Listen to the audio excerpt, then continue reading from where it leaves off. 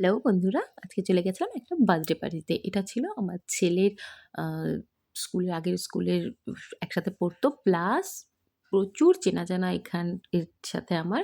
তো আজকে সবাই মিলে গেছিলাম সেই বার্থডেতেই।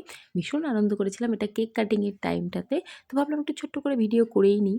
যাই হোক প্রচুর খাওয়া-দাওয়া করেছি। মানে অনেকদিন মানে এখন আমি কম খেতে, খেতে এরকম হয়েছে কি একটু বেশি খেলে এত অস্বস্তি লাগতে থাকে।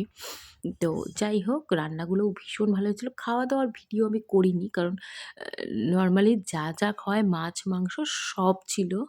আ যেতে স্টার্টারে পকোড়া ছিল, কেক তো ছিলই। আর হচ্ছে ডিমের ডেভিল ছিল।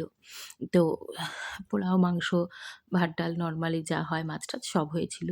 তো বাচ্চাগুলো ভীষণ আনন্দ করেছিল।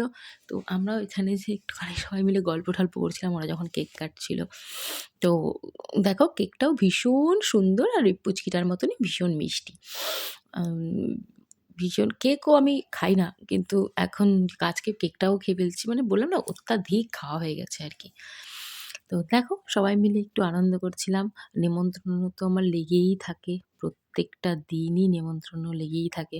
আর এই খেতে আমি আবার কিন্তু মোটা হয়ে যাচ্ছি। এটাও কিন্তু কেউ লক্ষ্য করছে কিনা জানি না। কিন্তু আমি তো নিজে লক্ষ্য করছি যে আমি আবার মোটা হয়ে যাচ্ছি।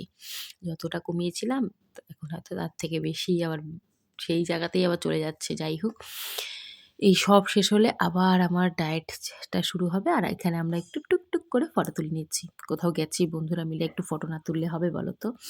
এগুলোই তো স্মৃতি থেকে যাবে আমি বারবার বলি। এই ফটোগুলো তোলা, ভিডিওগুলো করা একটা সময় স্মৃতি হয়ে থেকে যাবে। তো বাচ্চারা বড় হয়ে যাবে, আমাদের অনেকটা বয়স বেড়ে যাবে। সেই সমস্ত ভেবেই ভিডিও করা। Thank you. তোমাদের ভালো লাগলে